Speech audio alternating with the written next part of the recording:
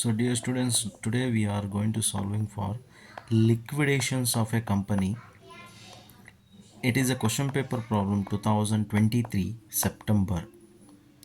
So what is the question? 5 marks question. Unlucky Limited were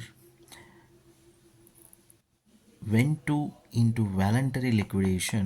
Its assets realized by 2,10,000 excluding the amount realized by the sale of securities held by the secured creditors. From the following, prepare liquidators' final statement of accounts. Secured creditors rupees 17,500 and security realized is a 20,000. Preferential creditors 3,000, unsecured creditors 1 lakh. And debenture having the floating charge on assets rupees 1,25,000. Liquidation expenses rupees 3,000 and the liquidator's remuneration is 3% on amount paid to the unsecured creditors. So now ಇಲ್ಲೇನು ಹೇಳ್ತಾ ಇದ್ದಾರೆ ಅಂದರೆ unlucky limited ಅವರು ವ್ಯಾಲೆಂಟ್ರಿ liquidate ಮಾಡ್ತಾ ಇದ್ದಾರೆ. ಅದರ asset realise 2,10,000. ಇಲ್ಲಿ ಗಮನಿಸಬೇಕಾಗಿರೋದು excluding the amount realised by the sale of security. So excluding ಇದೆ. ಸೊ ಅದನ್ನು ನಾವು ಸೇರಿಸ್ಕೊಂಡಾಗ ಸೊ ಅದು ಎಷ್ಟಾಗಿದೆ 20,000. ಸೆಕ್ಯೂರ್ಡ್ ಕ್ರೆಡಿಟರ್ಸ್ ಇರೋದು 17,500, ಅದು ರಿಯಲೈಸ್ಡ್ ಆಗಿರೋದು 20,000. ಹಾಗಾದರೆ ಎಕ್ಸಸ್ ಆಗಿದೆ. ಆ ಎಕ್ಸಸ್ ಅಮೌಂಟ್ನ ಮತ್ತೆ ನಾವು ಅಸೆಟ್ಗೆ ತೊಗೋಬೇಕಾಗತ್ತೆ. ಪ್ರಿಫರೆನ್ಷಿಯಲ್ ಕ್ರೆಡಿಟರ್ಸ್ 3,000 ಇದೆ, ಅನ್ಸೆಕ್ಯೂರ್ಡ್ ಕ್ರೆಡಿಟರ್ಸ್ 1 ಲ್ಯಾಕ್ ಇದೆ, ಹಾಗೆ ಡಿಬೆಂಚರು 1,25,000 ಇದೆ. ಹಾಗೆ ಎಕ್ಸ್ಪೆನ್ಸಸ್ ಎಷ್ಟಾಗಿದೆ 3,000 ಆಗಿದೆ. Liquidator remuneration 3% on amount paid to unsecured creditors ಅಂತ ಹೇಳಿದ್ದಾರೆ. So these are all the information. ಹಾಗಾದರೆ ನಾವು ಈಗ ಸ್ಟೇಟ್ಮೆಂಟ್ ಮಾಡ್ತಾ ಬರೋಣ. So this is the format. September 2023 question paper, liquidators final statement of accounts, receipts and payments. So what are the receipts? According to information ನಮ್ಗೆ ಏನೇನಿದೆ, the first receipts is assets realized ಅಲ್ವಾ. So assets realized ನಾವು ತಗೊಳ್ಳೋಣ. So assets realized ನಾವು ತೊಗೊಂಡಿದ್ದೀವಿ 2,10,000.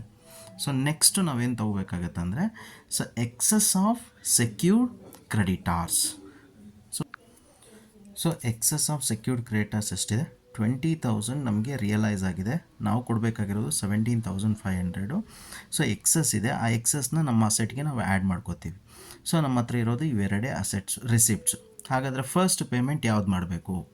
So according to the problem, so secured creditors ನಾವು pay ಮಾಡಿದ್ದೀವಿ, ಅವರು ನಮ್ಮ ಅಸೆಟ್ಸ್ನ ತೊಗೊಂಡೋಗಿದ್ದಾರೆ. ಸೊ ನೆಕ್ಸ್ಟ್ ಬಂದು ಸೊ ನಾವು ನೆಕ್ಸ್ಟ್ ತೊಗೋಬೇಕಾಗಿರೋದು ಸೆಕ್ಯೂರ್ಡ್ ಕ್ರೆಡಿಟರ್ಸ್ ಇಲ್ಲಿ ತೊಗೋತೀವಿ, ಯಾಕಂದರೆ ಇಲ್ಲಿ ಪೇ ಮಾಡಿದ್ದೀವಿ. ಸೊ ಲಿಕ್ವಿಡೇಟರ್ಸ್ ಎಕ್ಸ್ಪೆನ್ಸಸ್ಸು 3,000 ಕೊಡಬೇಕಾಗತ್ತೆ. ನೆಕ್ಸ್ಟ್ ನಾವು ಮಾಡಬೇಕಾಗಿರೋದು ಲಿಕ್ವಿಡೇಟರ್ಸ್ ರೆಮ್ಯುನರೇಷನ್. ಸೊ ಲಿಕ್ವಿಡೇಟರ್ ರೆಮ್ಯುನರೇಷನ್ನ ನಾವು ನೆಕ್ಸ್ಟ್ ತೊಗೋಬೇಕಾಗತ್ತೆ. ಇಲ್ಲಿ ಅವನೇನು ಹೇಳಿದಾನೆ, ಲಿಕ್ವಿಡೇಟರ್ ರೆಮ್ಯುನರೇಷನ್ 3% ಅಂತ ಹೇಳಿದ್ದಾನೆ. 3% ಆನ್ ಅನ್ಸೆಕ್ಯೂರ್ಡ್ ಕ್ರೆಡಿಟಾರ್ಸ್ ಅಮೌಂಟ್ ಏನು ಪೇ ಮಾಡ್ತೀವಿ, ಪೇಡ್ ಎಷ್ಟು ಕೊಡ್ತೀವಿ ಅದ್ರ ಮೇಲೆ 3% ಅಂತ ಹೇಳಿದ್ದಾನೆ. ಸೊ 3% ಆನ್ ಎಷ್ಟು, we have to find unsecured ಕ್ರೆಡಿಟರ್ಸ್ಗೆ ಎಷ್ಟು ಕೊಡಬೇಕು. So we don't know, first we have to write. So ನಾವು ನೆಕ್ಸ್ಟ್ ಏನು ಮಾಡ್ತೀವಿ, ಸೆಕ್ಯೂರ್ಡ್ ಅಮೌಂಟ್ನ ಕೊಡಬೇಕಾಗತ್ತೆ. ಅದರಲ್ಲಿ ಫಸ್ಟ್ ಬಂದು debentures. So debenture amount is 1,25,000 ಇದೆ.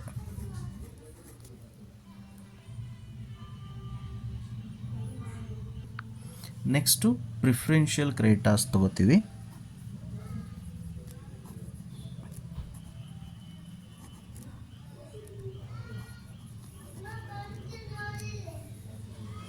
ಪ್ರಿಫರೆನ್ಷಿಯಲ್ ಕ್ರೆಡಿಟರ್ಸ್ ಬಂದು 3,000 ಇದೆ ಪ್ರಾಬ್ಲಮಲ್ಲಿ, 3,000. ನೆಕ್ಸ್ಟ್ ಸೊ ಅದಾದಮೇಲೆ ಅನ್ಸೆಕ್ಯೂರ್ಡ್ ಕ್ರೆಡಿಟರ್ಸ್ನ ತಗೋತೀವಿ.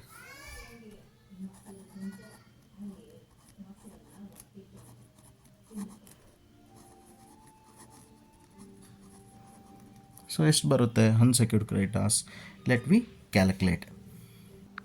ಸೊ ಫಸ್ಟು ನಾವೇನು ಮಾಡ್ತೀವಿ, ಟೋಟಲ್ ಅಸೆಟ್ಸ್ ರಿಯಲೈಸ್ಡ್ ಎಷ್ಟು ಅಂತ ಬರ್ಕೋತೀವಿ. 2,12,500.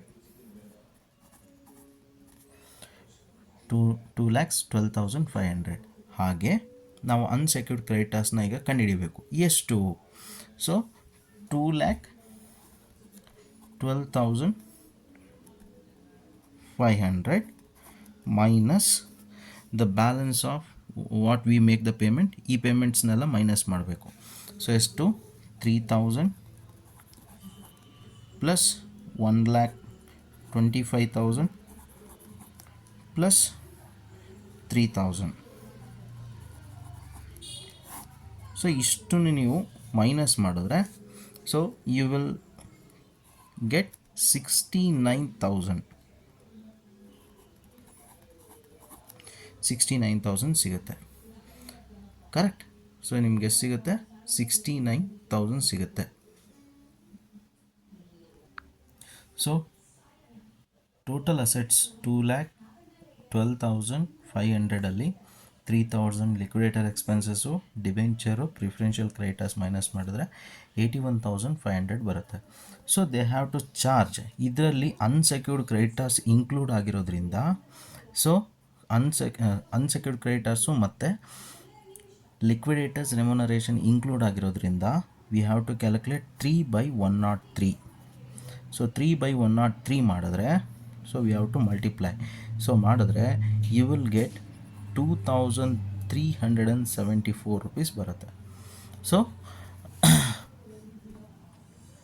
81,500 2,374 ಡಿಡಕ್ಟ್ ಮಾಡಿದ್ರೆ 81,500 2,374 ಡಿಡಕ್ಟ್ ಮಾಡಿದ್ರೆ ಸೊ ನಿಮಗೆ ಎಷ್ಟು ಸಿಗುತ್ತೆ? 79,126 ಸಿಗುತ್ತೆ. ಸೊ 79,126 ಇಂಟು 3% ಮಾಡಿದ್ರೆ you will get 2,374. Same answer ಬರುತ್ತೆ. ರೈಟ್? ಸೊ ಈಗ ನಾವು ಲಿಕ್ವಿಡೇಟರ್ಸ್ ರೆಮ್ಯುನರೇಷನ್ನ ನಾವು ತಗೋತೀವಿ 3% ಆನ್. ಸೊ 79,126. ಸೊ 79,126ಗೆ ಎಷ್ಟು ರುಪೀಸ್ ಆಗುತ್ತೆ? ಸೊ ಕಮಿಷನ್ ಅಂತ ಹೇಳಿದ್ರೆ 2,374. ಹಾಗಾದರೆ ಅನ್ಸೆಕ್ಯೂರ್ಡ್ ಕ್ರೆಡಿಟರ್ಸ್ಗೆ ಫೈನಲಿ ವಿ ವಿಲ್ ಪೇ 79,126. ನಮಗೆ ಕಂಡೀಷನ್ ಏನಿದ್ದು liquidators remuneration 3% on amount paid to the unsecured creditors ಅಂತ. ಸೊ ಅನ್ಸೆಕ್ಯೂರ್ಡ್ ಕ್ರೆಡಿಟರ್ಸಿಗೆ ಫೈನಲಿ ನಾವು ಎಷ್ಟು ಪೇ ಮಾಡ್ತಾ ಇದ್ದೀವಿ? 79,126. ಇದರಲ್ಲಿ 3% ಅಂತ ಹೇಳಿದ್ರೆ 79,126. ಇದು ಹೇಗೆ ಬಂತು? ಟೋಟಲ್ ಅಸೆಟ್ಸ್ ರಿಯಲೈಸ್ಡಲ್ಲಿ ಲಿಕ್ವಿಡೇಟರ್ಸ್ ಎಕ್ಸ್ಪೆನ್ಸಸ್, ಡಿಬೆಂಚರ್, ಪ್ರಿಫರೆನ್ಷಿಯಲ್ ಕ್ರೆಡಿಟರ್ಸ್ನ ಮೈನಸ್ ಮಾಡಿದಾಗ 81,500 ಉಳಿಯುತ್ತೆ. ಈ ಅಮೌಂಟಲ್ಲಿ ಲಿಕ್ವಿಡೇಟರ್ಸ್ ರೆಮ್ಯುನರೇಷನ್ ಇರುತ್ತೆ, ಅನ್ಸೆಕ್ಯೂರ್ಡ್ ಅಮೌಂಟ್ ಆಗಿರುತ್ತೆ. ಹಾಗಾಗಿ 100 ಪ್ಲಸ್ 303 3/103 ಅಂತ ಹೇಳಿದಾಗ 2,374 ಆನ್ಸರ್ ಬರುತ್ತೆ. ಇದನ್ನು ನಾವು 81,500 ಮೈನಸ್ ಮಾಡಿದ್ರೆ 79,126 ಸಿಗುತ್ತೆ. 3% ಅಂದರೆ 2,374 ಸೇಮ್. ಸೊ ಅಮೌಂಟ್ನ ನಾವು ಇಲ್ಲಿ ತೊಗೋತೀವಿ. ರೈಟ್? ಸೊ ಅವಾಗ ನಮಗೆ ಟೋಟಲ್ ಆನ್ಸರ್ ಈಸ್ 2,12,500 ಬರುತ್ತೆ. So this is the answer for the September 2023 BCU examination section B question. Thank you.